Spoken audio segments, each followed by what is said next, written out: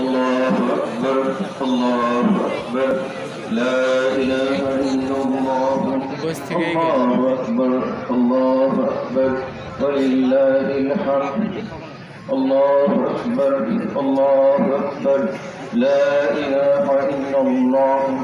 الله أكبر الله أكبر ولله الحمد الله أكبر الله أكبر لا إله إلا الله الله أكبر الله أكبر ولله الحمد إن الحمد لله نحمده ونستعينه ونستغفره ونعوذ بالله من شرور أنفسنا ومن سيئات أعمالنا من يهده الله فلا مضل له ومن يضلل فلا هادي له أشهد أن لا إله إلا الله وحده لا شريك له وأشهد أن محمدا رسول الله صلى الله عليه وسلم يا أيها الذين آمنوا فاتقوا الله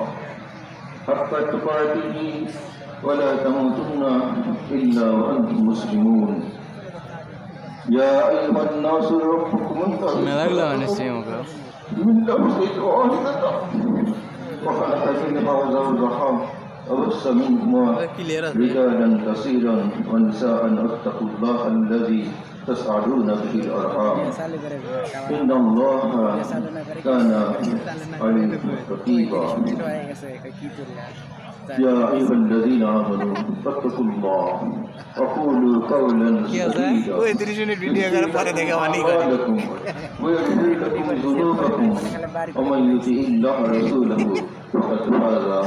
عظيما أما بعد فيا أيها المسلمون قال الله تعالى ولتكن عدة تقبل الله على ما حداكم ولعلكم تشكرون الله أكبر الله أكبر لا إله إلا الله الله أكبر الله أكبر ولله الحمد قال رسول الله صلى الله عليه وسلم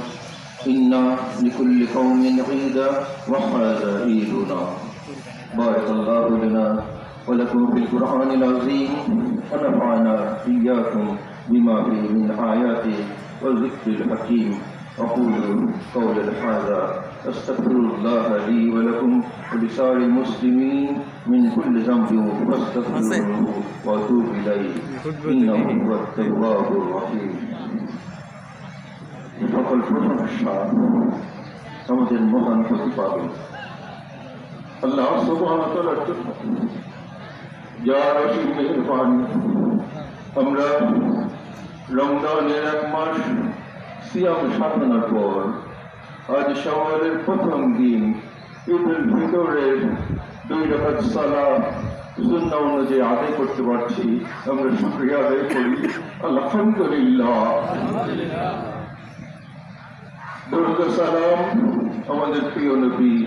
সৈয়দুল মুরসালিন রাহমাতুল লিল আলামিন মুহাম্মদুর রাসূলুল্লাহ সাল্লাল্লাহু আলাইহি ওয়াসাল্লামের উপর